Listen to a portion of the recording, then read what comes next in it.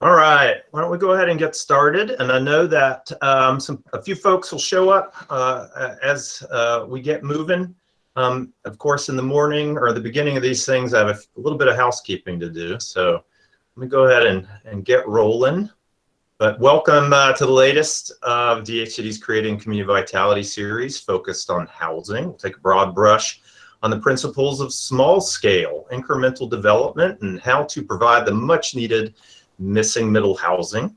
I'm Kyle Meyer with DHCD's Community Revitalization Office, and I will be the moderator for today's webinar.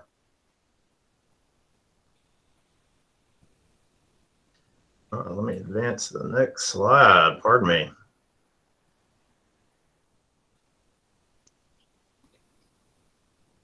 All right, so that housekeeping I was promising. So to reduce background noise and distraction, please mute yourself and optionally turn off your camera. We want to put all the focus that we can on our three speakers today.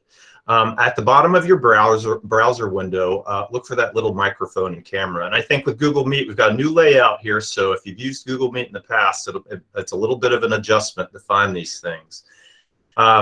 And also, you'll see that you have those three little dots at the bottom, right along with all those little icons. If you click on that, if you're having audio issues, then you can use that to make some adjustments. We are recording the webinar, and following today, we'll post the recording and presentation handout on virginiamainstreet.com. There will be a Q&A opportunity at the end of each speaker, plus a longer opportunity at the end. So please use the chat feature to ask questions at any point. Find that chat feature in the bottom now of your screen to be able to do that. You need to click and open up that little window. But speaking of chat, just, you know, it's always nice to get a feel for who is out there and joining us today. So what communities are represented here today? Let's hear it. If you'll enter that into chat, we'll get a feel for our attendees. Roanoke, Virginia. I love it. And the Nancock, look at that. The breadth of Virginia right off the bat. I know we have Warrenton here, and we've got some Lexington represented, and Stanton is here. Welcome. Martinsville, Abingdon, Williamsburg. Daniel, it's great to have you here. Well, that's fantastic. We've got a nice swath of the state here. So let's welcome everybody to this, the latest installment. So let's see, next slide. Okay, I'm dealing with two screens, and sometimes it's a little hard to find my cursor. So this is the sixth installment of DHCD's Creating Community Vitality series. And the community series intent is to provide inspiration, ideas, and resources to help position your community for success by ensuring local amenities, infrastructure, and social offerings are in place to retain and attract an increasingly mobile workforce. And of course, the pandemic has even spurred that further.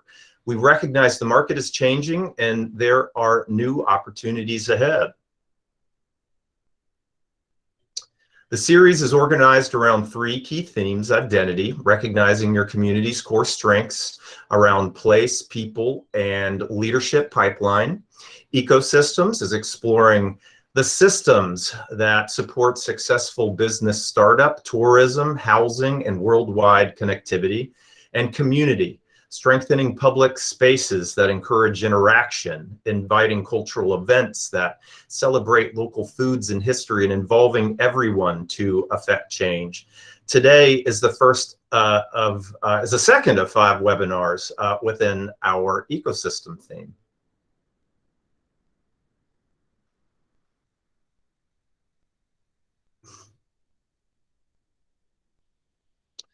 So the topics are spread throughout the month, throughout the year, and are reinforced through DHCD's Partners for Better Communities podcast and Virginia Main Street blog posts. So go to virginiamainstreet.com to learn about what is upcoming. So in today's webinar, you will learn about how to build housing in ways that balance design, affordability, human scale, and at the same time make it cute. Our three talented speakers will cover existing renovation and new builds to give y'all a well-rounded introduction to what is possible.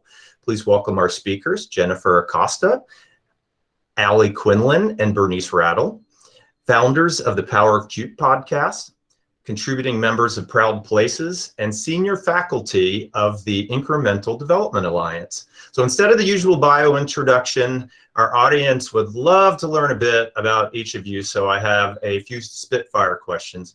I'm sure out of the three questions, you'll hear your personalities really shine through. So you guys ready? All right. So let's see, I am going to start with you, Jenifer. Okay. What is the career highlight you are most proud of? Making people cry. And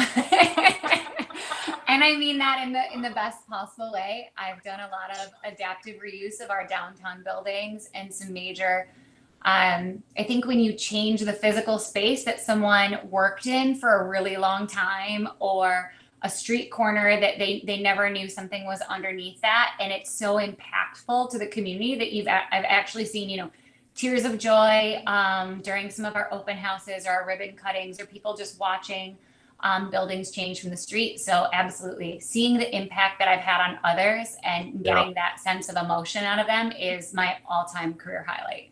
Absolutely, I get that. I absolutely get that. How about you, Bernice? What is the career highlight you're most proud of? I would say, well, we've been in business for 9 years, but making it through the last year, it sounds weird, but it was a hard year. Yeah. And so to me, I was like, I just sort of take a step back and think, wow, I can't believe that we made it with our staff and our team, and people are healthy, and, you know, and, there's still money and clients, and, you know, people still have a home to live in. And so I will say, I thought, you know, if you had asked me that question a year ago, I don't know where we would have been, or what I was a mess. So, yeah. But it's the second technically crazy. I mean, I made it through the 2008 recession too. So I guess maybe we're just more resilient. So. Yeah. Well, congratulations on that. I know that we're all feeling that to be rising out of the effects of the pandemic. So Alli, what about you? What are you most proud of? I really think I lean towards Bernice's answer too, just making it this far. You know, there's really not a blueprint for the kind of businesses that we run. And, you know, we all run them really differently even. You know, you guys will hear a little bit more about how different kind of personality-wise and our business models, and, you know, exactly how we all have the same goal, but we get there in really different ways. And so I think just making it this far in a business that is what we're doing is really atypical. There's really not a good blueprint for. And so I think just, you know, every day still showing up and trying to make an impact is what I'm most proud of. Bernice, how has your perspective on the world changed over time? Oh, how's my perspective on the world changed over time, and what? As working? Hey, it's open. It might be a very personal thing to address, you know, with life changes, who knows?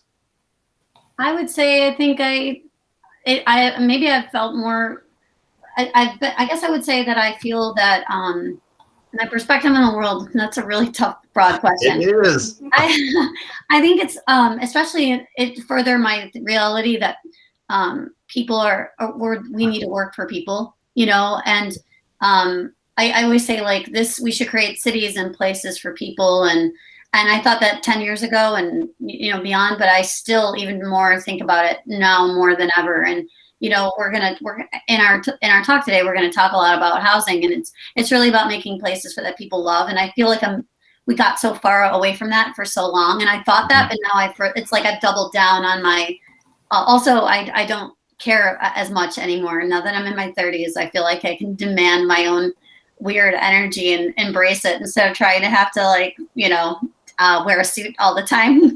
Yeah. So I would say that's probably it. I don't have any children, or I can't speak on the mother side of things, but I can certainly say that I will absolutely agree that I thought people were important, and now I think even more. We need to do more for our people in America.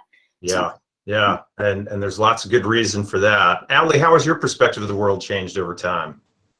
I think especially this last year and a half, something we've been thinking a lot about is we do a lot of entitlement work. We do a lot of work with cities. And so I know we've got a lot of city people here, and I'm interested to hear in the chat if you guys feel like this too, but we've really seen the tone and tenor of conversations that are happening in public meetings shift in a way that has been really negative. There's so many pros for us being able to go Zoom, right? It's so much more accessible to people who can't come up to City Hall and sit through a long meeting. There's all of these positives that I totally recognize. And also, we also have been seeing, it's almost like we've started speaking the same way we do in Facebook comments, right? We're on chat boards where there's this level of anonymity that you're not all there face to face anymore. And so people say things, that they would not say and were not saying a year and a half ago. So we've really shifted, and I'm looking forward to going back into in-person, entitlement work, because we have seen people really grow apart this last year. And conversation really break down. And so I'm really looking forward to that kind of coming, hopefully back more to normal as we get back together. Absolutely. Yeah. And you know what? I'm finding that re-entering at this point, it feels a little clumsy and a little awkward, but we're going to figure it out. It's all good. Jen, what are your thoughts on how the world has changed over time, or your perspective? It's interesting because, my world has changed over time. I moved back to my hometown in mid-Michigan after living in Miami. And there was some frustration, I think, in that, and in working in the community realm and being an urbanist and being in kind of a sleepy town that didn't see the world the way that I saw the world. And I've seen such a positive growth in that through having Incremental Development Alliance trainings throughout the state of Michigan, through all the work that Strong Towns has done, and really just changing the rhetoric enough that I didn't feel like an outsider in the boardroom. So that's been a really big positive for me. I'd also say that over time, the way that I view my portfolio and the way that I take risk and the way that I like to balance things or diversify my revenue streams, the closer I get to 40, the more conscious I am about the risk that I take. And in one of those things, I wasn't always confident only affecting change on an individual property, but I chose, I'm a trained sociologist, and I also did my master's in international administration. So I'm kind of a bureaucrat as well, that I wanted to affect community change on a larger scale versus one singular property at a time. And I had to work that into my portfolio and my business model in order to take that leap. Yeah. Well, yeah, we're all at this threshold where, anything is on the table moving forward. We can bring some things with us from the past that still work, but any of that stuff that doesn't, man, the world is our oyster. Well, I've got a really good one. It's not a brain buster like that last one. So just, Alli, what is your favorite way to spend a day off? Do you get those? You see the confusion. I'm trying to think. I guess, generally, so I have a 2.5-year-old. So often days off are really just parenting days. So we love to be outdoors with her. We love taking her hiking and out on the lake, and any time that I am not in front of my desk feels like a great day. Yeah. Now more than ever, getting away from the screens, right? How about you, Jenifer? Similar. What's a day off? And my kids are 6 and 8, so taking time to be with them, parenting, getting them out doing hikes, exploring this beautiful state that we live in, or even just getting down to the pool to hang out is pretty much all we need. There isn't much time for hobbies in my life at this moment. Yeah. I can identify with that. How about you, Bernice? Well, I got to tell you, I thought Jen was going to say a spa day. Come on, Jen. She's the queen of taking self-care. So, sorry. That's not me though. I would ride a bike. I ride my bike on Saturday and Sundays when I can take a moment, but typically a bike ride in my neighborhood or just sitting around and hanging out with my neighbors. I'm here for it. I don't get much days off either, but yeah. I hear you. Well, thank you all for entertaining those questions. I think that our audience gets a little bit more about what you all are about, but it's really your time to be on stage. So I'm going to stop sharing, and Bernice, it's all yours. So I can't wait to hear what you guys have to share with us today.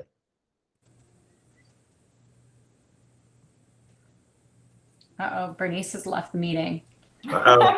Bernice has left the building. Well, we can entertain you guys with a song and dance at least while she gets back and gets video up. We were practicing our screen shares earlier, and you'd think after 18 months we'd all be like champions at this, and somehow we do. We always have these technological glitches. Yeah. And I have to say, with this new Google Meet layout, it's easy to push the wrong button. They're so jammed up next to each other. So who knows? But I hope Bernice comes back soon. I doubt she'll leave us for long. There she is. I'm so sorry. It literally just like switched out. I'm so sorry. You're good. Yeah. Okay. I was like, oh gosh. All right, hold on. Comment. We'll just edit that out of the recording. Yeah. It literally just like shut off. I told you I'm not a fan of Google Meet, even in Chrome tab. Yeah. Can you see my presentation? Yeah, you're good to go. Absolutely. Yep. Okay, great, awesome. All right, so I get the joy of starting off with our talk. So Jen, Alli, and I are friends, but we also we're friends because we renovate homes and build buildings in our neighborhoods, and we've known each other through the Incremental Development Alliance for many years now, and we text and talk every day. So you might hear us we just know each other's projects, which is kind of fun. So we get to talk today about the power of cute.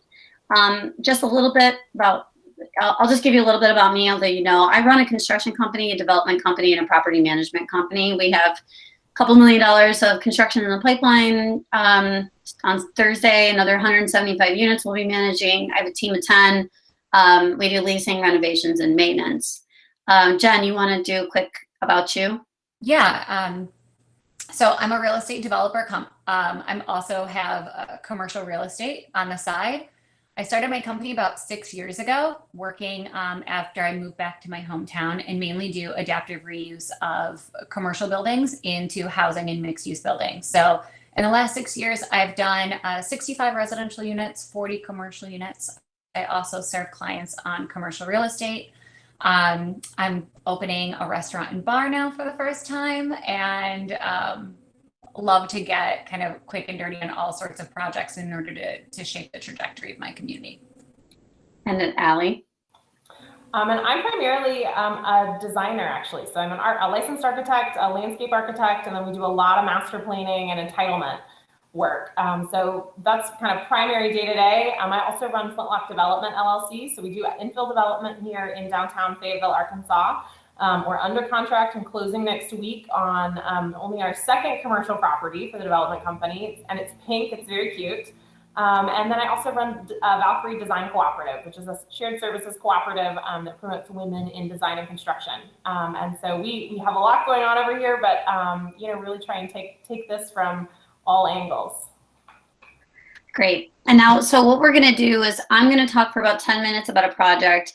Jen's going to do about 10 minutes for a project. Alli's going to do 10 minutes about projects that she has. And then we're going to sort of break in between and do a couple questions. And then we'll wait to the end to do like other questions, like all the, so if you have a couple of things that you want to ask, just throw them right in the chat, and Kyle can then bring them up once we're done. So we're going to kind of break it out into 3 sessions. So I get to start, which is why you're seeing another picture of me.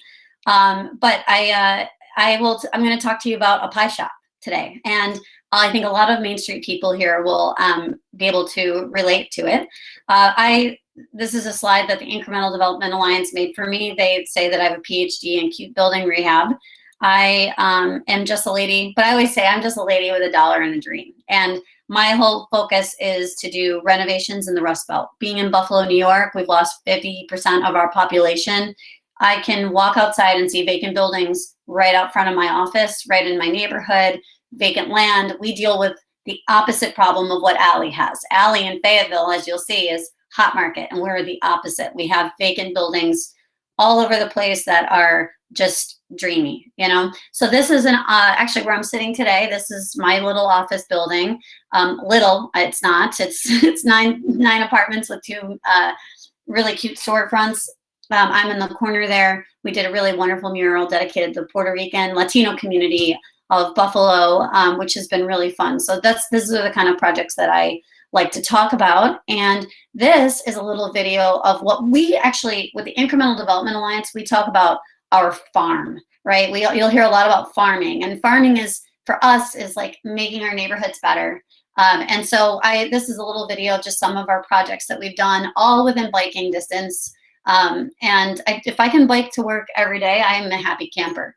But at Buffalo, which is my development company, we have a motto here, which is, well, it's the Theodore Roosevelt quote. It's do what you can with what you have where you are. Being in the Rust Belt, everything's worth $1. It's worth negative money. Even in a hot market, we have a hot market right now. Hot means $150,000, $189,000, $200,000 for 2 or 3 units. I mean, we had to make something with nothing. We had nothing, right? We had to make value. So we have this like incremental approach to our lives, and everything we do is, just try to keep it simple, timeless, cute. This is a little popcorn shop and a little nail salon that we rent out those 2 storefronts for $650 a month when, the market could be $800, $900, $1,000. We try to keep things affordable, keep it alive, keep the lights on, help small businesses grow. And, I always say, like, no matter the budget, it can still be super cute. And everything we do is really fun. Here, I just kind of use it as an example, as an excuse to like get my creativity out. You're seeing in this picture, you're seeing, for example, basically peel and stick wallpaper for $40 as a backsplash instead of tile, because we couldn't afford tile, and pistachio colored insides of built-in cabinets because we couldn't. Why would I replace something like that that's so historic and beautiful, Or pink. We go pink on some of my houses, so they're super cute. So today I get to tell a quick story about Sprout, which is a building that I named, that I bought, that had been vacant, as you can see on the left, for a very long time. And if all the people that are on this call today who are seeing, if you look at that picture on the left, you can see this little shop front peeking out under there. I bet you can, So I want to talk about that process and about what drove me to and the things that we encountered. And I really want to emphasize some of the lessons learned, so that way when you're in your communities, you can see things that you can do to help embrace projects like this. And because we all know this could be on Main Street, this could be in a neighborhood center, this could be random, we have so many older neighborhoods. This is in the middle of a residential neighborhood because back then, 100 years ago, people walked to get their things. And I hope they still walk, and we need to encourage more walkability. So I feel this story is a story about neighborhood shops and why they're a dream come true, and why we need to embrace them. So I wanted to show you this video. This is us, but after I had bought the building, you could see it's all white. It was white. Now we painted it, super cute. We got our tenant to say, yes, it's a little pie shop she's going to open. She had never done a pie shop before, but she was a former tenant of mine, long-term tenant. So I believed her. I said, you know what? Bring me a pie. Let's try your pie. And I got the perfect little shop for you. And so here are, this is the first time we'd ever seen what the storefront windows actually looked like. And it had been boarded up for 60 years in the city of Buffalo, 60 years. And what's important to say is this is what it looked like on the inside, okay? But you got to ask yourself why. And we're going to talk, so I get to talk to you a little bit about zoning for a second. You guys are all out there doing your Main Street work. You're trying to save all these old buildings. You're trying to bring people back. Well, if your zoning code does not align with your community values, with your comprehensive plan, or you have a comprehensive plan that doesn't align with what your community wants or is what is there, well, your zoning is going to suck. And what happened in my situation, in my community, is 60 years ago, they made every amazing little mixed-use building illegal because suburbs are cool, and we didn't want to have mix of uses. And what happened was this poor building owner was forced to cover up these windows and basically leave it all vacant for 60 years. That meant a 3-unit building now became a 2-unit building. That meant that they had less rental income. It meant the value of the property went down. It meant they couldn't maintain the building, all because of the zoning code and redlining, financing, a combination. But now in today's market, and Jen and Alli will tell you, we see zoning codes that are bad all over the place. And I guarantee you, I guarantee you they sit somewhere in Virginia with bad zoning and bad comprehensive plans. And so all these little buildings sit vacant and you wonder why. Or you get new construction that's super garbage and you're like, well, why? Why is this too poorly designed? The zoning code forces it to be that way. So if you want good stuff, you have to have good zoning. Okay. So I will try to say not about zoning, but I know it's so nerdy, but I swear to you, it's so important. So here's the space today.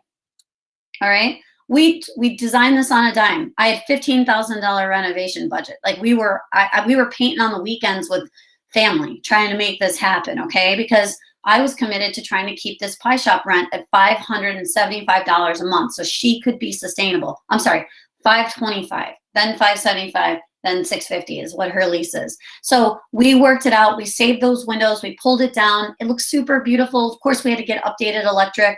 We had to, we had to make it code compliant, but we were able to do it with nothing. In fact, it's funny. We did plywood strip flooring in here. And if I think now that plywood would be $3 a square foot. And then it was like $10 a sheet. It was like 50 cents a square foot. But plywood is so expensive that it's like, you might walk into this one day and say, oh, it's like marble floors, but it's really plywood. So it's just wild how it's changed. But this is what the pie shop looks like. Again, this little baby building. We now have a pie shop with employees. We have 2 apartments. The apartments are paying the mortgage. I'm able to allow Sadie, who's sitting here in yellow, be successful. And guess what? She makes vegan pies, which is crazy. I think butter should exist. I actually trying to talk to the South about vegan pie might be a sin, right? So but they're very good. She does a great job. She's very successful. And we've been able to make that happen, but only because the zoning code changed in 2016, okay? And all these other things that sort of aligned. So I want to talk about the problems and stress, because you guys are out there thinking, how can we save these Main Street buildings? How can I get somebody to come in and fall in love with this building and save it and get a small business? Well, let's talk about the stress so you can understand what people are in for. I know there are plenty of towns, Luray, Lynchburg, Stanton, that are struggling through appraisal processes. I guarantee you. We had to fight an appraisal. We had to work to we begged our appraiser and our bank to value our building at a bigger value because we couldn't get the renovation loan. We had a $60,000 renovation budget for 2 apartments and a pie shop because our value was so low here in Buffalo because the property values are low, okay? So that struggle, how do I do with $60,000 for 2 apartments and a pie shop? Are you out of your mind? That's crazy. I mean, we were, like I said, it was like weekend warrior painting, getting family, trying to do what we could. We needed to get a special use permit by the council. But when our zoning code changed, we did this thing where we allowed, here's the kicker, by the way. We allow these legacy buildings to now become reactivated. It's brand new in our zoning code. It's amazing. We have a new zoning code, 2016. It's lovely. It's progressive. We removed our minimum parking requirements in our zoning code across our entire city. 250,000 people, 94,000 parcels, not a single car is required. And it's been working for 4 years, by the way. So if you think it can't be made, it can. But we still needed a special use permit, which took time. We were trying to keep the rent down, right? Because it's a new small business. We were dealing with fire code. Let me tell you this. We got around fire code, some of it, because we had all electric baking equipment. No gas, no grease, nothing. We didn't have to do we just didn't have to do a lot of things. We didn't have to have gas lines and sprinkler system, which would probably be $17,000 to $20,000 in this situation, just because we went with electric. We went with electric heat, electric air conditioning, electric equipment, and that allowed us to save $20,000 on our budget. Okay, but most people out there they're not thinking like that. They're like, well, I have to have a sprinkler system, but small developers struggle because we don't know all these avenues and things like that, and it's a real challenge. But if you're out there trying to save a building and you want a good restaurant in, can they do electric? I mean, obviously look up your local codes, building codes, but this was a way we got around it. We still had to talk to 22 different inspectors. Why? I don't know. Also, making pie vegan was very difficult, but she made it happen. But it works because the location is in a walkable community. Okay, we have it. It's small and affordable. There is a rule: the smaller, the cuter, the better. It's great, right? People want it. They're willing to make it work. She can afford $525. She can afford $600 a month. Even if she knew, even if she didn't sell as many pies, she would be able to still like exist, you know. And we reused what we could. I saved the glass, I saved the windows, I saved the beadboard trim. Everything was to save. That was a way that to save money, of, you know, as much as we could. We made it seriously cute. So there, with Inc Dev, we have this thing called Is It Legendary?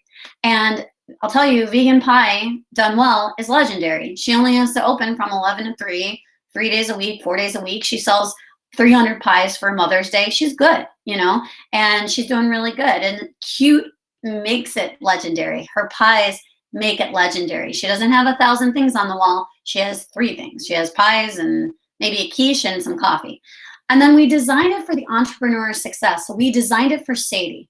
We walked through that with her, and she was thankful in that process. If we had added a sprinkler and we had to go $800 a month, she may not have been as successful. And all of that stuff really, really matters. So last thing, small lessons from COVID. Small buildings, or lessons from COVID. Small buildings matter more than ever, okay? Everyone wants to like dream and dream big, especially as we mentioned earlier, what, you know, anything is on the table, right? Let people dream, but they can't do it unless we have the buildings available, unless they're like really cute, and we save our main streets, as I know we're all here for it. It's so important.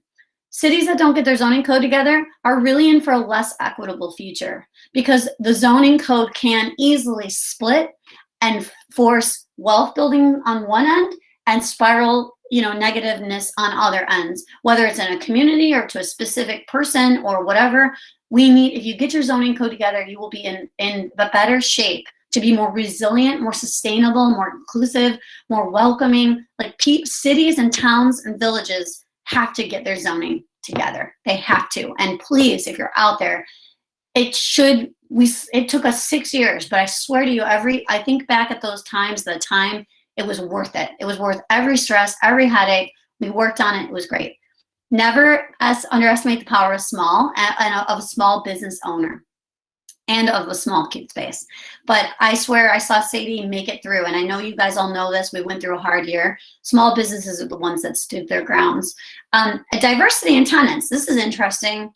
During COVID, I had the pie shop who was, you know, we were worried about, but I had people upstairs who were okay and people in the back who had different work-life balances. And so actually the whole building was able to make the bills, pay the utilities, because we were a diverse little 3-unit. So diversity is really important. We had a 2-bedroom apartment, a 3-bedroom apartment, and a shop front. They're different people, different rents, doing different things. And if one person couldn't pay, the other 2 made it up. And that's a really important thing.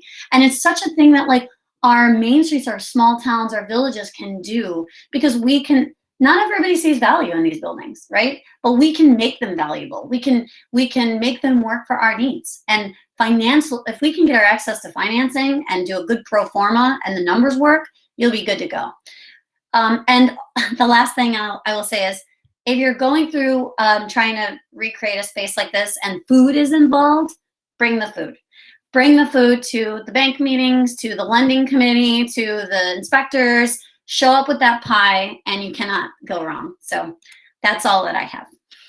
And I'll drive the rest of the presentation. I have one super quick question for you. Mm-hmm. So did you still need to do fire suppression in the ceiling between the shop and the apartments on that? We did not, but what we had to do, no sprinkler systems at all. We just had to do 2 inches of drywall on the ceiling, and then we had to do 2 inches of drywall, or you know, on that 2 hour and 2 hour on the rear wall, because there's an apartment directly above and apartment below. And then so we did that. We actually dropped the ceiling a little bit, put the drywall in. We did insulation, and then so there's plenty. It was plenty of space, but again. You know, there's smoke detectors, there's hardwired smoke and CO, we have, you know, fire extinguishers. It was just a very low focused energy. She just bakes out of electric equipment. So it was the best that we could do. Awesome. Well, Jen, it's all you. All right, great. So I introduced myself a little bit earlier, so I'm just going to dive in because I want to be conscious on time too. I work in mid-Michigan. So Bay City is my hometown. I live over in Midland, and Saginaw is nearby. So I work in all three of these cities, which is a little bit cuckoo sometimes if you're trying to think of like commute, logistics, and I'm not Bernice. I can't jump on my bike and go everywhere that I need to. However, our economies are really tied together, and this is the way it works. So downtown Bay City, this is my farm. These are the properties that I've touched, and what I work on. My parents both owned buildings in downtown Bay City since I was a child. So for me to be able to like start here and work on this, I grew up in this area. I was downtown all the time. And little by little, I've kind of built off this portfolio and even consulted on some other projects within this area in addition. So yes, I assemble, manage, and lease a lot of different projects. I primarily do the commercial leases and not the residential, just for clarity. And this is where I started, because if you're going to start a career in a very small town of real estate development, why not do the most public building, being that we were the second ever owners after the local paper. The local paper owned this for 110 years. So of course they want to cover it. It's like the most public. And we did a use variance to do the entire thing residential. So I did need that residential variance. We sit right on the outskirts of our downtown development district. So it would be kind of a block where you would put brownstones or something like that. We did an adaptive reuse of a newspaper building, and it feels different if you're in where the offices were versus where the publishing spaces were. We have 8 that are multi-story lofts. And we redid the most public building in town. And I even had to blackmail the newspaper at one point during it. Good fun times. But our goal was there was not a commercial market in our small town. And we had an option on this building, and making it residential was needed. We knew that there was a market for residential. There was a waiting list in some of the other buildings. We did not have a lot of apartments in our downtown. And we know that housing is economic development. We needed feet on the street. We needed people that would go and support our local businesses, and we needed more housing. Plus, we had to diversify our local housing stock and have those options if we were going to retain some of our, baby boomers and people that they want that downtown living option. They don't want the maintenance of a single family home. They go up north to northern Michigan for their nature, and we didn't have the product that they were looking for that was full of quirks and character, but also clean and simple living. So this was our first establishment of that. We did 31 units, and they all leased up in a heartbeat, really. They're full. We have a 25-person wait list. We did our ribbon cutting on a freezing cold February day, and people were lined up around the block for when we opened our doors to show them this renovation. So of course I followed up one historic adaptive reuse building with another, which was a little bit of a big one to take on. If you'll go back one, Bernice. Sorry. This building was covered in that white panel facade for 60 years. So it was a bank building and a commercial building in our downtown. It's right on the corner of both of our main streets. So if we were a one stoplight town, it would have been at this intersection. It was built to be the most prominent building in town and the biggest business building, but it had been sitting vacant for 2 years. Every developer in the area had passed on it. There was what remained of like at least 3 floors of this original Romanesque revival architecture that had just been covered, and then the whole lower levels were re-engineered. So this building was insanely difficult, would be putting it lightly, in bringing together the capital stack. And the goal was we did 26 apartments through the uppers. We kept it beautiful and classic and clean. I worked with our architecture team on, interior design, selection, materials. We procured a lot. We pinched every penny in order to be able to redo this building. This exact apartment that's shown on these images used to be orange shag carpet, none of the windows. Half of them like were boarded up. It was a disaster. And I try almost not to share that because I don't want my current tenants to be like, ew, that's where I live. Next. And then on the ground floor in the former bank space, we have a restaurant. We have a Michigan table. It's all farm to table with local produce and foods from the area. She's actually expanding into the other portion of my lower level. And then naturally, I built out this really small office for myself and then decided, I was like, well, I don't know if I could find another, like it's a cute small space. And I had a friend that was messaging me trying to find a small office space anywhere in downtown Bay City. And I eventually just said, here, take mine. It's fine. So we have entrepreneurs on all of the main floor. And yes, this was 3 years of constant stress. It was not particularly enjoyable. That building, I had to build, the bank was going through a merger and I had a 90-day purchase option to fill a $6 million gap on my financing. So the building cost $12 million to redo. I had, it was only going to appraise for $6 million. So I could only do equity in my bank loan up to $6 million. And I had to do $6 million of gap financing. So it was coined as catalytic, which I'll tell you in that 3 years, the most catalytic stuff that happened in downtown Bay City was because of housing, because of small businesses, because of entrepreneurs. It wasn't that one building, it was everything. And it was everything coming together. And it was, you know, putting dog bowls outside of our storefronts. It was adding planters everywhere. And then our neighbors would add planters. And doing that big flagship project, I know that those, I lovingly call them my historic headaches. It's paperwork galore. It's a lot of stress. The risk profile is very high. You're constantly putting out fires on big projects or small projects, but the risk associated with those fires and with that amount of work is different. So I was invited by a group of investors in Saginaw to take a look at another big historic building, right? Because once you've established this reputation as the person who can, they say, hey, what about this one? So I went down to Saginaw to look at this next building. And unfortunately, when I looked at it as commercial with the investment group, I looked at it as residential. We lost floor plate between the corridors and the atrium that was in there. And then with the market in Saginaw, we could not make the numbers work. The state was on board. We had gap financing. We had all these things.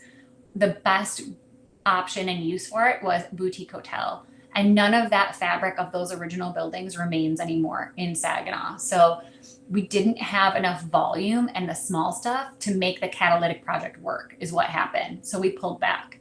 We wound up canceling the project and I didn't do it, which I'm really glad when COVID hit, I wasn't building out a boutique hotel in a risky market because the financials were not amazing. The amount of time that I was looking at and the amount of paperwork and the return on that investment of my time and of the stress wasn't worthwhile. And walking away from that project, I'll tell you, walking away from a project when you know it could be like very impactful to communities, incredibly difficult.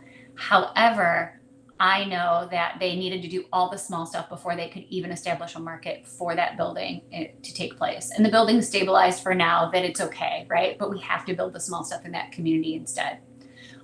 So what I've done instead, taking that out of my pipeline, we had a flood in Midland.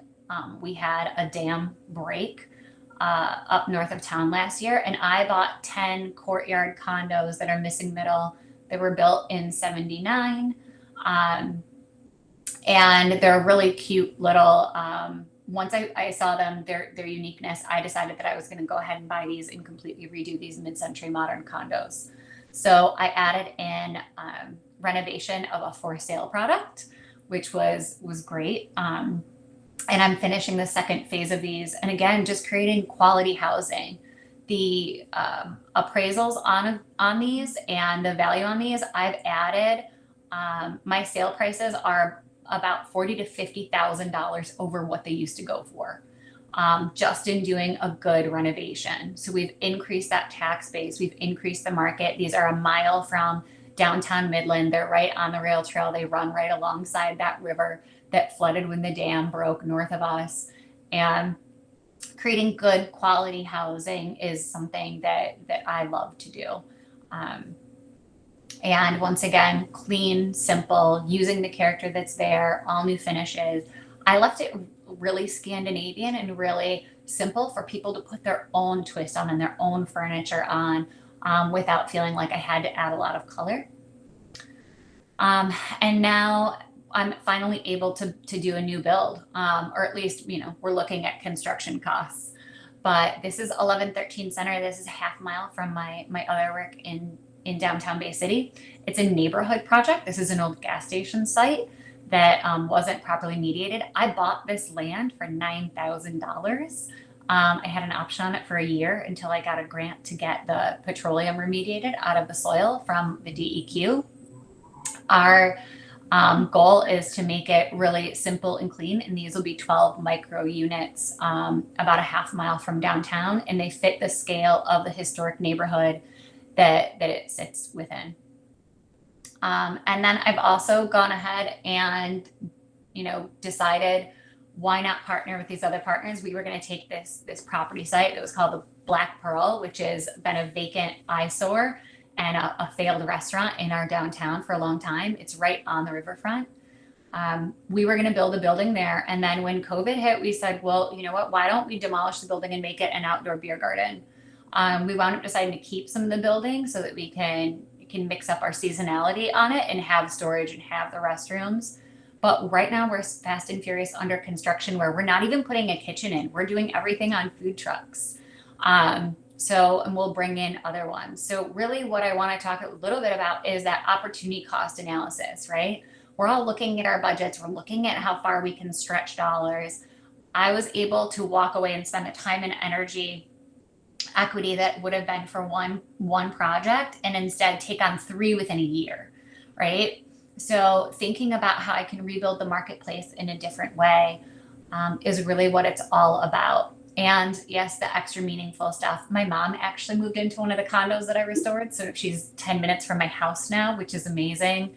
My husband is a designer, and he doesn't just design lighting and some of the details for my projects, but he's also, he's done the entire menu based off, the recipes he grew up with, being a Cuban American and a first generation American. We're going to have all of his menu of Cuban food and do a Cuban food truck. So I get to say yes more. I get to diversify my portfolio in a completely different way. And it's a little bit less stress on one project and one big risk, and it's spread out over multiple things, impacting the economy in different ways with different partners. Great. All right, thank you, Jen. Just one really quick question. Can you define a micro unit for us? Mine, per my building code, we're at 495 square feet, which is small for mid-Michigan. That will be very small. So under 500 is where we're at. Thank you. All right, Alli. Alli, it's all you. Yeah. Hi, guys. So what we're going to talk about today mostly is the new build work that we do as Bernice mentioned, a very hot market. So, that means we have things sell off market for, more than anything else comps for. When things go on the market, they get 20 to 30 offers within 24 hours.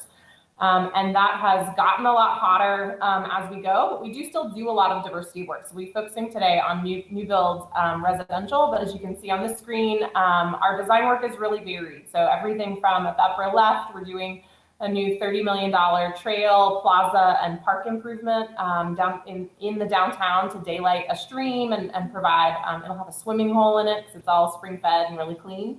We do a lot of historic renovations. So the upper 2 photos, the black and the white, are a historic duplex. It was a carriage house. It was a garage below, an apartment above, and then the bottom was converted to an apartment at some point and was about to fall down, and we renovated it. The one on the right is actually my next door neighbor. It's a historic fourplex. It was, a big, beautiful single family house, turn of the century. And in the Depression, it was cut up into apartments.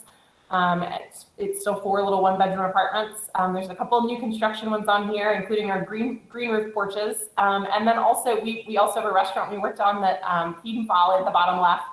They were in an empty building, empty 60s building. It had been empty for 10 years. There were like pigeons and raccoons living in it. And it was on our main strip because there was no parking. And so when our city eliminated our commercial parking requirement, that building was then able to be renovated. It was a really cheap, easy project. They had their soft opening the day before the governor shut down restaurants for COVID. So they were open for one day before they switched to takeout, but they've still made it. And Bernice, if you'll go back one, part of the reason they've made it is that giant rooftop deck that you see up top. It's actually twice as big as is allowed with one staircase, which the fire marshal didn't notice until it was already constructed and opened. So with some clever furniture arranging, we got our occupancy down low enough, but that meant that when it opened, it was already socially distanced because it's got twice as much space as it normally would. And then one project we'll talk about too are those little mini houses. But this is South Street, which is our first self-developed, if you'll go back one, hold on. Sorry. No, you're good. So this is 6 single family homes. There are 3 more coming. They're getting started this next month.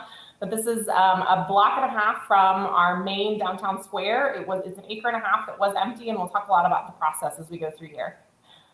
So I work primarily in downtown Fayetteville, and we are a city that is totally committed to infill development. Our city, we have a published set of 6 goals. One of them is that appropriate infill housing is our top priority. A second one is that we'll do everything we can to discourage suburban sprawl. And even with all of those codes, you can see where development's actually happening because infill is really hard and working in downtown areas is really hard, right? We have to make sure utilities work. We have to work with fire marshals. We have to work with existing neighbors. It is harder to do this than to do infill or than to do greenfield suburban sprawl, and it's still so critical. So you can see all these pink dots downtown are my farm. You can see our historic downtown square there kind of in the middle. And then my house is actually one of these pink dots too. So all of the projects that we do are within about a half-a-mile radius. So this is South Street. We were looking at that corner as it turns the corner in the photo before. And one of our COVID transition projects has been, we were about to get started on this interior townhouse court, a cluster housing court. So it has basically no street frontage. We have a little flag lot. And it's self-parks, it's really self-contained. We were about to get started on this, had it permitted, had it financed, and with construction prices what they are right now, we've put that on hold and bought an existing building that needs to be renovated, which is really just a lumber package that needs to be finished in this current market. So we built these to be really small and cute. And it's funny too, the first phase, we marketed them as tiny homes. So that, as people walked in, they were kind of pleasantly surprised that it wasn't as small as they were expecting. So the middle blue one is 800 square feet. The one on the left is 1,000 square feet. And the one on the right is 1,200 square feet. And they're on tiny, tiny little lots, right? So as Bernice talks about zoning code, that's a really critical thing to think about, that these would not be possible with a zoning code that doesn't allow, very small lots, very small side setbacks, no lot area minimums.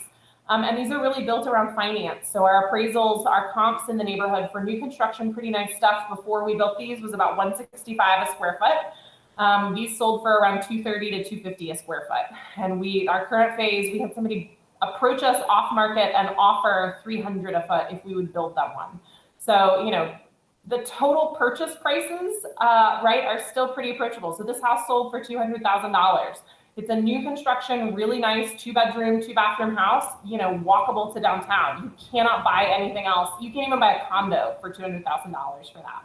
But this works because they're small and they're on really tight lots. So the overall land cost is pretty tight. And look how close that thing sits to the street, right? The sidewalk, the stairs end at the back of sidewalk. But the houses are also designed, kind of the way kids design houses, right? They're very simple rectangles with very simple roof lines. We try to do things well, but we also keep them as simple as possible. And we also try not to make everything mediocre, right? We build things smaller so that we can make them nicer. We can use quality materials. But again, you have to get over that hump of, comps and appraisals to be able to do that, because it's a very different market than the commodity pricing that you're generally seeing in new construction kind of subdivision houses. We also do loss leader design. So this curved porch, the cedar shingles that you guys saw was our first phase. This curved porch is our second phase. We designed things that wouldn't make sense penciling out on the entire house. but when we pencil it out on the entire phase, does make sense. And it really elevates both the homes themselves, but also the pedestrian experience. So, you know, our loss leaders are always things that aren't inside. They're always things that can be appreciated by somebody who lives next door, who lives around the block.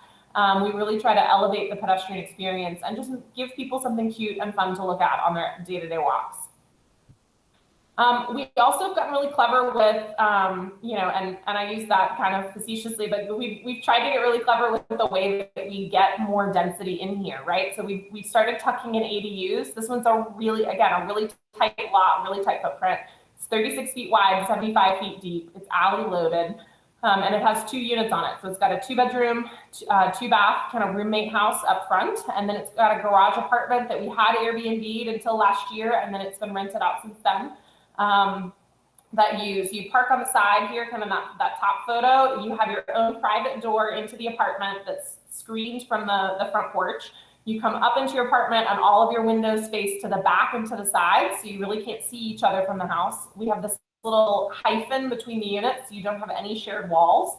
And then the front house parks in the garage and comes under the stairs to come in. So you still have lots of privacy, but tuck 2 units into like a 2,500 square foot lot. And we had hard doing this in some ways, and in other ways, we're pretty well planned. So the downtown master plan area has its own design code that we didn't have to meet. The Walker Park neighborhood, same thing. We were kind of at the crux of all of these, but it also meant we did a lot of really disparate, kind of groups that had been well organized that we didn't really fit quite into the bucket of. We were still under our old 1970s zoning and needed to do a pretty major rezoning to be able to do this. And so when we did a rezoning, buying the property, the first thing that we did is I had our goat ambassadors, it's a company called the Greedy Goats, come out, and they eat all of your poison ivy and bush honeysuckle and invasive plants. So they came out for a month. The goat herder, Connie, who is lovely, kind of had plans, had our contact info, and was just out there. And when neighbors would walk by and ask what's going on, she would give them our contact info, let them know. And then we hosted a pop-up petting zoo at the end of the month.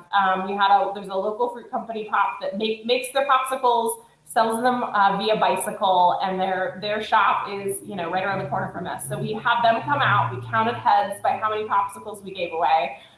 We brought kids there's an after-school program at a community center that's right up the street. So we did a little teaching, about urban design and development and kind of how the business works to their 7 through 9-year-olds, and then walked them down, let them hang out with the goats, pet goats, have popsicles.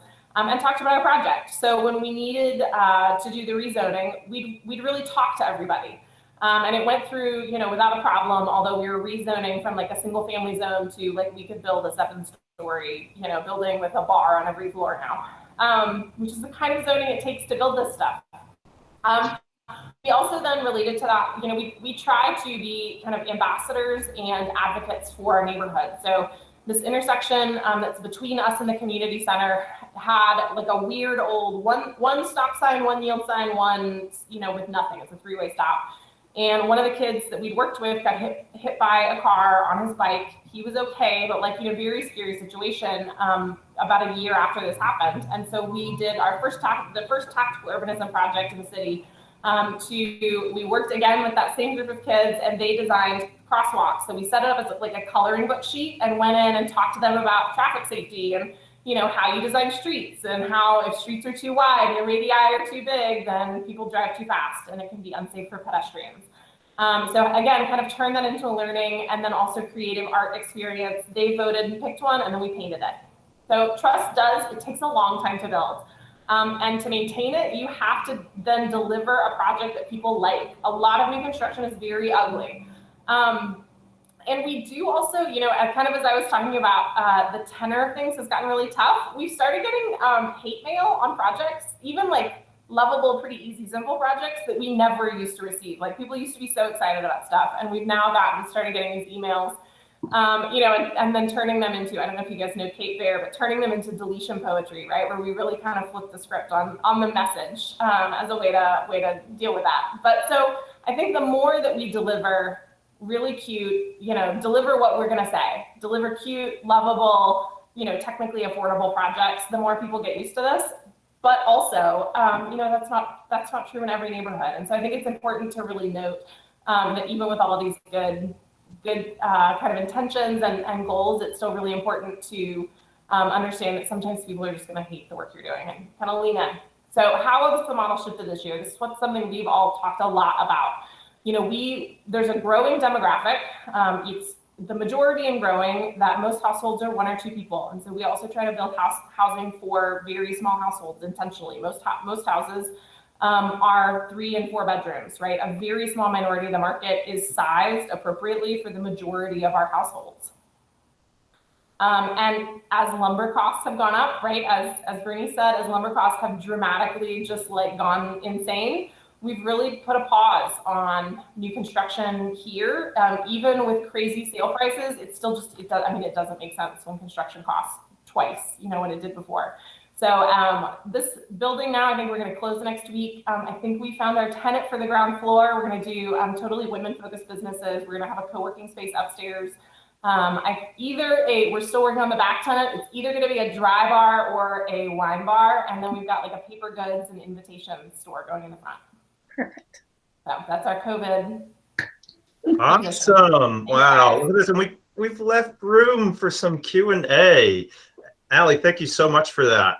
Well, the questions are rolling in. So I have a few ready to go here. So fight amongst yourselves who's really ready to answer this. But I think that just broadly, obviously we're talking, and we've used the term missing middle. I'm wondering if can you go ahead and explain what that missing middle is? And then there's a following question that an attendee raised. How do you all see that medium term, so the 10 to 20 year demographic trends and preferences in housing playing out? You could address that a little bit, but I'd love to hear you hit that.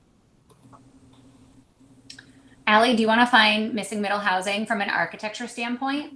Yeah, I just dropped a link in the chat that you guys can see the best graphic. Opticos, who's a design firm, has done this, graphic that if you've been to talks, have probably seen 100 times, but because it's so perfect, right? So to give the very brief, right, zoning explanation for this, we used to build all of the kinds of housing that are shown on this graphic. If you click that link, all of these things used to be mixed up in cities. And so if we go to downtowns, one of the great things about working in the Rust Belt is all of these building forms still exist. In southern towns, that were really small when these types of housing were being built, like Fayetteville, we have some of this, but not that much because we weren't that big during the time frame when this kind of housing was built. Starting kind of turn of the century and then really culminating in the zoning craze post 1968 Fair Housing Act, these forms of housing became intentionally illegal. Zoning intentionally made all of these kinds of housing illegal, and there has really been a push as we look at rezoning communities, as we look at the intentionally discriminatory history of zoning and why we made these things illegal. We've really started to focus on what it takes to rebuild them and to bring them back into communities, because they provide this wide variety of life cycle housing, right, that is just not met by apartments and large single family detached houses. That's never really met the needs of our demographics. You don't need a 4-bedroom house your entire life, but you also don't need an apartment your entire life. So providing this wide diversity of housing, that we have done before, we still have some of, can really help provide the matching, size, price, and location to people as their lives and needs change. I'd also add, in addition to, the exact typologies on the building forms and the fact that they're illegal, that it ties so much to financing, that there are still some obstacles in financing these types of developments, and having banks look at certain things and understand, well, anything 4 units or less, or with a certain commercial threshold, that can still be on a residential mortgage. Other things are on a commercial mortgage. But also that these types of things are missing middle housing due to their density, but also their income points, right? These are a lot of like 60 to 80% AMI. They're harder to build for. We all like to build things that are like lowercase a affordable housing. If we're doing rentals, we want someone that's going to stay there year after year after year and really enjoy it until they're ready and have money saved to go and buy their own home that they choose to. We take income also into approach when we think of middle dynamics. Alli talked a lot about trying to hit that certain threshold for housing in her market and make sure that they're also affordable from an income perspective. Thank you. There is question about, oh boy, how does the community help their municipality make these changes around zoning? So where might we find sort of best practices around zoning, and how might, say, a community or a nonprofit organization in housing influence making changes in that realm? I'd like to, I know Alli will have, I serve on my zoning board here locally, so I talk it all the time. I will tell you, so it took a community effort to make the city of Buffalo realize that our zoning code was stopping development. It was taking away our tax base. It was forcing our housing to get demolished. So like, somebody would build a building and then they'd have to tear down the building next to it for parking. So we argued the parking lot doesn't pay taxes as much as the house would if we could save the house. And it actually, our mayor, who is a Democratic mayor, but he saw it as a way to, it didn't matter. He saw it as tax base, money coming in, taxes being paid, services being paid, development friendly, which is a very, depending on, it was a good thing all across the board. So we had to show up with buttons, Facebook group, like love the green code. Like we had to, change our zoning code. We had public hearing once, a couple times. We had 242 public meetings. Now I'm a big city, 250,000, right? It was a big. But we had one public meeting in particular. We were worried that the minimum parking requirements were going to get taken out. So we actually told all of our friends, we were like texting underground, like show up to the meeting. And we actually scattered ourselves all across the meeting. And when they brought up, should we remove minimum parking requirements? We erupted in like claps and yay, please, and then it was a huge win. And I'll tell you, the developers were our friends, because the developers were saying, we can't get anything done. Like, we can't do this stuff. So really, it's a win-win across the board, no matter what side of the spectrum, aisle, whatever you're on. And it's a huge win. So I'll just say that. And I will tell you, 4 years later, we have seen so many projects go through, so much more ease. People are able, it across the board has been a win for us as a community. That's great. Important to note too that like most of the downtowns of your places that you love probably the most and are what you put on the front page of the website were not built with zoning. And like, yes, ugly projects will happen, but like ugly projects are happening now with that zoning. So you can't legislate away ugly projects, but most of these places that we work were not built with zoning. And so doing away with streamlining zoning is not going to like end the world. I think that's the really big thing to like keep in perspective. Yeah. Is there a guide out there for them to really sort of know where to start in that realm? Incremental Development Alliance and other partners? I would say if you really want to look at a nice code, the Buffalo Green Code is definitely one. Mm-hmm. The CNU has a lot of really great examples on how to do zoning rewrites. Some people, they don't want to do a mega change. They might say, well, here's our top 5. I know Atlanta did this, or Eric from Incremental Development Alliance, he'll say that he did like a top 10 and he did like simple things like, I don't know, like little things that everyone would approve. And then in the middle, he'd put like remove minimum parking requirements in this neighborhood. And then he would add a bunch of more simple things. And the council would just approve it, looking at the not controversial. I hate to say it, but he was able to kind of put simple, easy stuff with the hard stuff and get a lot of things passed more incrementally instead of what we did in Buffalo, which was like this mega overhaul. We threw our zoning code out, the entire thing. And I'd add to Buffalo zoning code is amazing. Michigan has done something across the state where we have a redevelopment ready communities program, and all local governments have to participate if they're going to get like certain incentives from the state level. And within that program, they required not just an analysis of the zoning code for things like missing middle, but also the process by which local government handled new development, so that we had like a much more streamlined process, because If you get pushed back on a meeting or an approval that you need, it can throw off your financing. Another 30 days on your construction estimate, like right now in the marketplace, can be very difficult. So they understood that it wasn't just the code itself, but also the procedure around enacting that code at a local government level can be very impactful for developers. So Jenifer, you brought up this term, sort of stacked capital. So we know that it's a pretty complex financing. It's complex financing to make these projects work, and obviously the bigger it gets, the more complex it is. But what are your tips for finding and assembling the capital? This is going to be, for our audience of folks who really don't understand all that stuff too much. So please, hit it pretty basically. But then also we've got some, developers maybe in the audience that might want to know, hey, what are the best sources for finding the capital for some of these projects?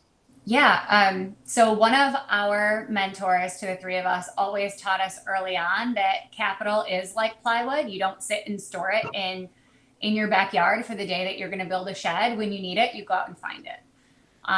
So that's how money and investment really works. And the most simple financing you can do is, a residential mortgage, and you really just need the down payment. Bernice talked about how you can fight for that future value appraisal. You can walk in with your pro forma and with the rents that you're going to be able to get and your construction estimate and say, I know that the way that it's worth right now and what I'm buying it for is X, but it's going to be worth Y, and I want the financing for Y, and I'll give you the down payment for Y, and here's my entire process, right? It's really that conversation building it. I've done 23 chicken Caesar salad lunches with bankers to try and get financing on a complicated project. I've also did a 15-minute coffee on Monday with my banker and said, hey, I want to be able to move in the marketplace and do some more rehabs, put together, a line of credit on my house that's flexible. And he was like, done. I'll have somebody, reach out to you in a heartbeat. There's a lot of different sources of capital. And the way that you want to leverage it or not leverage it, Bernice and I are so different. She was always like cash, and she's like, oh my God, you take out loans. Like we now I take out loans. Discussion on financing all of the time. There's no like one quick path. We teach it in all sorts of different ways. I love helping people figure it out. But I think, the biggest thing is it's about the risk. It's about the way it sits in your portfolio. It's about being really clear too with people that own properties in your community, but maybe aren't developing them, but understanding that like they're putting all this carrying costs and taxes into sitting on a vacant building, right? If you can think about the opportunity cost of that capital or where things could go if it were activated. Yeah. I love finance. So like I could talk about things all day. I work on it differently. Gap financing or a capital stack would be like, at first it's the money that you're putting in. Then it's, if you're going to finance it with a bank, what that amount of bank financing is. And a gap would be if there's anything else that's the difference between the cost that it takes to do the project and that end value of where the bank's at or where the market's at or where your investors are at. But for the most part, really start off with, equity in a bank loan or a line of credit or something like that. And my investors, and I get LinkedIn messages from like the big investment groups all the time. They don't want to invest in my community. And if they do, they're going to big bank me and they're going to give me higher interest rates. They don't understand the scale that I'm working at. My investors and my partners are locals. They understand it. They're in this world. I work with accredited investors. I don't just like take money or do the crowdsourcing, but absolutely, I work with local people that also want to be part of the change in our community, because I don't want to get big banked. I work with local banks and local investors that understand that I'm working on not just a return on investment, but also a social return on investment. Yeah, there's this thing out there called patient capital, and a lot of people don't think that they can ask for it, but you can actually find investors, angel investors.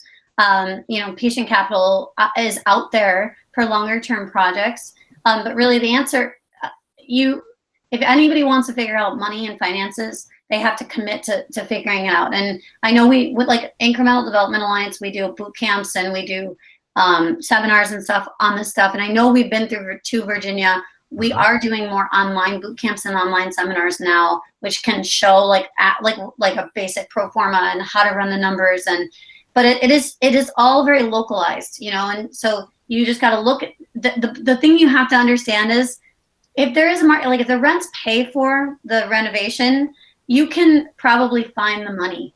You know, even if the market is upside down, there's somebody, whether it's patient capital or bank or investment or. But it's getting to that point, understanding the pro forma and the, you know, how it works and how the operating of the building and the business works. So it's really complicated to talk about in 2 minutes, you know? It is. And, you know, I feel like there's going to be lots of boos around me having to close out our conversation. It's a really tough, it's a tough thing for me to do today. But I want to be respectful of everybody's time. And, you know, everyone feel free to email some questions. If they didn't get answered today, please feel free to throw those into the chat and we'll see what we can do to get you some answers around that. But I want to let you know, Jenny, Alli, and Bernice, that, you know, we're hoping to have you back in Virginia within the year for some more Incremental Development Alliance work with our community. So those will be some conversations coming up. I want to thank you so much for, you know, really sharing some of these best practices, creating these powerful, acute places. And I want to thank everybody for their time to be here and participate. So I hope that these amazing ladies spark some ideas to develop additional missing middle housing opportunities. So thank you all for being here. For everybody else, you can find information about the Creating Community Vitality series on virginiamainstreet.com, where you can also learn about downtown management best practices, local stories, finding opportunities and upcoming events across the Commonwealth. And sign up to receive posts in the bottom right-hand corner of the landing page. Upcoming on June 14th is a podcast with Ann Gray, Executive Director of Cornerstone, Inc., a Chattanooga historic preservation organization. And in July, we will focus on connectivity and community services in a webinar with Kevin Bird, Executive Director of the New River Valley Regional Commission, who will shed light on the changing core functions of citizens in the government. And we'll follow up with a really great podcast with Becca Richardson of Lisk, Virginia, who's an economic development and community finance professional. So more good stuff to come. And let's see, next slide, just to wrap this up. Oh my goodness, got to get my cursor over there.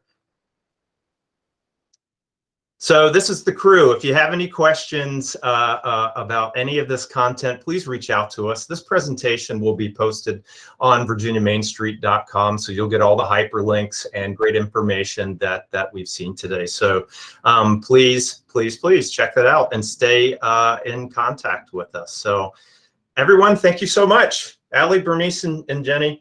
Jenifer, please, you know, enjoy the rest of your week and your weekend, and I hope that we cross paths sometime soon here in Virginia. You do too. Thank you. Thanks for having us. Yeah, take care. Thanks.